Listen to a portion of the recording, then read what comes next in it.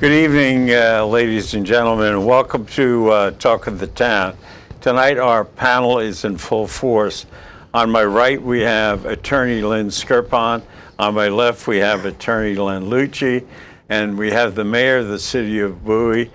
So we're full up, everyone's here, and we're ready to go. And the first question that I have for the panel is, does the indictment and then the fact that our former county executive pleaded guilty to 2 counts and 6 counts are dropped and they're going to sentence him in September, does that mean that the curse of corruption and pay to play in Prince George's County is over and we're looking at the years ahead, say at least 8 years with Rusher and Baker, that our image will improve in the region, and because some of the things that happened in the latter Johnson administration made national headlines about the hiding of the money and things like that, and the fact that Mrs. Johnson is still on our county council, and she has not been in the court to face any charges yet. And I wonder, does that have to also be taken care of, or is that going to linger on? What do you think? I think the curse of corruption, as you call it, is still going to be with us for a while. I think there are more people that will yet fall because of this guilty plea. I think the Leslie Johnson case has to play out and may not play out till the fall, until after Jack is sentenced. Although, on the other hand, I think Rashurin has done everything in his ability, including getting an ethics bill passed to improve the atmosphere, the business atmosphere, the climate in Prince George's County. What do you think, Glenn? Well, first, I think it's great that there was a plea instead of a trial, because it gets it over with now as opposed to drag it on for a year or 2 years. It helps get it behind us. And then the second thing I think is the part of the new day is we have still yet to see the results of the report of the Schmoke Commission, which has been going over all the Prince George's ethics laws, finding all the deficiencies and coming up with the recommendations.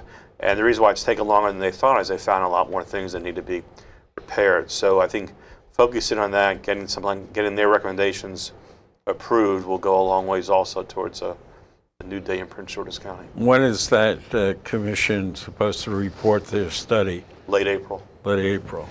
So that's, here we are. That's 2012. No, it'll be before that.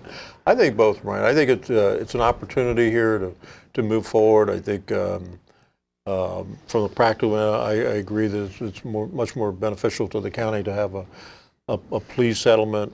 My guess is that when sentencing comes around in September, I'm guessing he'll probably get sentenced to 8 or 10 years. He'll probably do a couple and then move on. Mrs. Johnson, my guess is, my uninformed guess is that there'll be a deal there with her resignation. Whether she'll be convicted or sentenced to anything, I guess, remains to be seen. But I think it puts us on a path where we can finally start clearing some of it. There's still a lot of clutter. Again, remember, we got cases pending with some state legislators. We have other cases pending. We still have other shoes to fall in this investigation, particularly with people involved in the land development business. But I think it takes us a long step forward towards that ultimate conclusion. And I think it's going to work out best for both the county, and I think I share your enthusiasm for Mr. Baker. I think he's on the right path, and he is bringing us a good broom in there, and I'm optimistic that with his attitude and with his commitment, that a lot of these challenges are going to start falling aside, and hopefully in a year or two, people are going back and say, I wonder how we ever got into those bad old days. Anyway, I'm hopeful. I'm positive with Mr. Baker anyway, and I think we're going in the right direction. What about the $50 million in development money that he's going to put out to attract economic developers, to attract developers, business, so on and so forth? Has any of that been implemented yet, or where is that? It's before the council. Should have a vote pretty soon. I think they'll probably tweak it a little bit, but probably pass it pretty much. and substantially the way it was. I mean, maybe have some more checks in there, gives the council a little bit of a greater role. But it's just a huge, big idea, a huge development in doing this, because no other county, in fact, not even the state, has this much money ready to help out not just big projects, but small projects as well. And in the environment that we have, the land mass and our own transportation systems are really not inundated like some of the other places in the region. And we have a county that really can grow and grow with if they bring in business, they can become very effective, because we have a lot of things to offer them, not only location, but beyond that. There are dozens of things that are really good about the county. And I think we've been dragging our feet for years because of the lack of good government leadership. And I think maybe this is the turning point. Maybe we're going around the bend. I think the timing of this economic development money, is perfect. With us just coming off this culture of corruption that you referred to, you know that there are developers that have been leery of coming back and doing business in Prince George's. And this is the carrot that the county executive is dangling in front of them to come back in and try to do some business here now. And I think it will attract some good development. Do any of you know anything about the Conterra project over in Laurel? That at one time it was a Rouse thing, and it then went dormant and nothing happened. All of a sudden, I'm reading in the paper there's a possibility of going to get that thing running. Well, Because of 3 letters, ICC. Yeah. But Just like it was the Wilson Bridge that got the National Harbor Project going. Yeah, they're all linked. I think the economic development commitment, it speaks to a strong vision and a committed leadership. Because if you don't expand the county's tax base, no matter what you try to do in the interim, it's just going to fall short. You know, the matrix in this business is either you raise taxes or you expand the tax base. And I think the county executive is going clearly in the right direction here. The corollary to this is at some point in time, he's got to grab a hold of the permitting process and shake those folks down there by the collar and convince the people there that, yes, there are necessary engineering and design requirements that have to be met, but the crazy multiple, processes that occur in the planning and the permitting process retard any serious economic development. Now, when I talk to people we're trying to bring into the city or the county, the very first thing they talk about is how anti-business that part of that attitude is, and unless you change that culture there as well, you're going to make one step forward and one step backwards. Again, I think he's off to a great start, and you're absolutely right. The council's going to fiddle with it. My guess is they may take a little, reduce the money by a little bit, but we'll try to put their fingerprints on some phase of it. But I think this is an idea that has come at the right time with the right people, and it's going to move the county forward if they have the courage or their conviction to stay with it. Part of the problem with the permitting process is we're one of 2 counties out of 23 counties that don't control our own planning department. Yeah.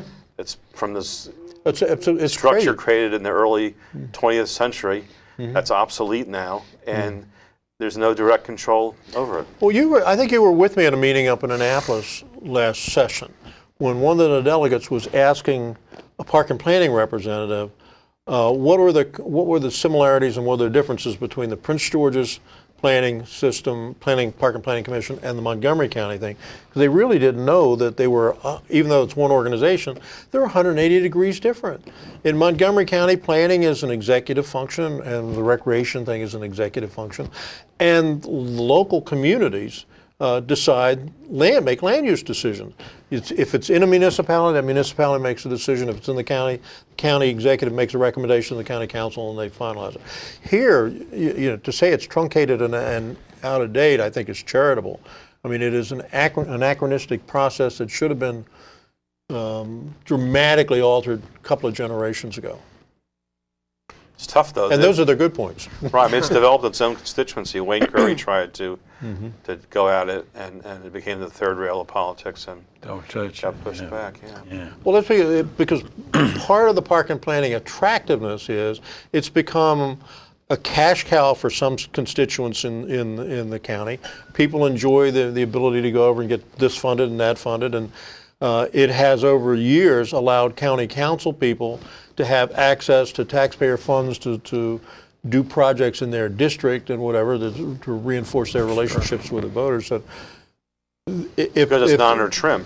yeah, So and it's a way to get around trim. But it's My guess is if totally, you get it's totally inefficient also. They're taxing us at a high dollar rate, and it's not coming back into the city in anywhere near what we're the cash cow for this county. let me give you for the two numbers. national park. Give me the number of how much the city's tax them. city's tax rate is 40 cents. And we're paying 28 cents. The Park and Planning Commission. Almost 60% of the money that you spend for your city taxes, which provides that entire array of services ranging from trash pickup to police to everything else, and we're paying 28 cents, to the Park and Planning Commission. And what we get for that is the staffing at the 3 community centers, and we get about an $80,000 a year grant with to help us fund. All right, and how much are we taxed? My recollection is last year we probably paid somewhere in the neighborhood of $18–20 million. So the cash cow in Bowie is paying for the recreational care of the people in Mount Rainier, Brentwood, North Brentwood, Cottage City. No, there's a clause in there. Mount Rainier's not included. Mount Rainier is my hometown where why we said the first time at 10 years old, I walked down the street. They had a park, and then the high school. I walked down this 32nd Street, and at the bottom of the street, before you ran into the park, you had an old house that was abandoned. But in the living room and dining room and basement were slot machines.